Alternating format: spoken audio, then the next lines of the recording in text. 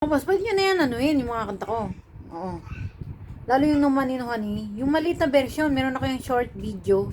Meron yan No Money No Honey. Magandang version yun. Tapos meron yan No Money No Honey mahaba. Hindi ko yung kakantahin, mahaba yun eh. Maiksi lang, No Money No Honey na ano. Sa may short video ko, baka gusto nyo lang ano yun. Pwede na yan, tapos, kung gusto nyo lang, kung ayaw nyo, okay lang din. Ako naman, original nun, tulong ko na yun sa inyo. Pag kumita kayo, hindi nyo kami kalimutan, mga boss, ha? Donate naman kayo, ha? Lalo pag kumita kayo milyon, ha? Para matuloy ko yung charity ko. Pwede na yan, mga boss. Original ko yan. Tapos, sabihin mo, ano, may original version, No Money No Honey. Tapos,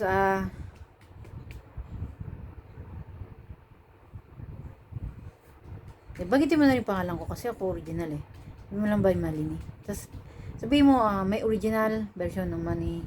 Sabihin mo lang, ano, name mo, tapos, by, sabihin mo, may original version, example, pangalan mo, ano, K. May original version by K.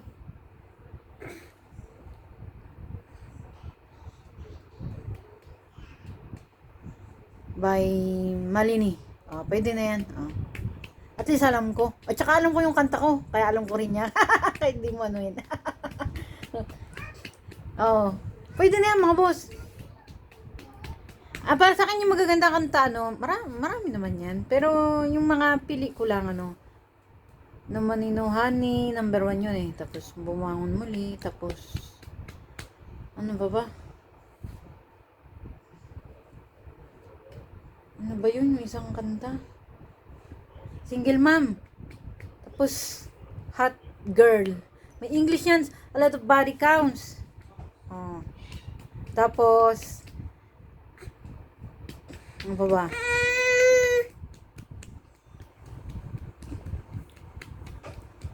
Happy Move On.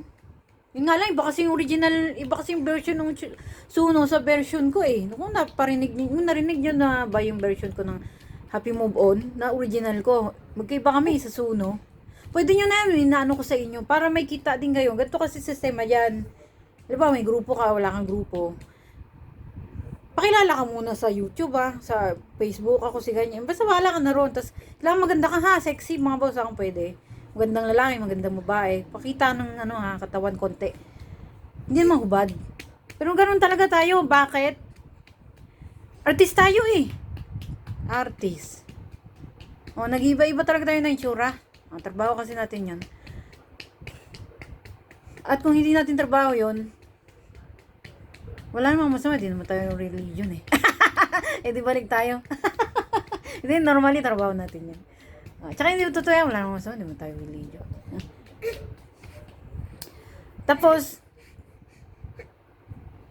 maniwala ka pag maganda version mo, sikat ka.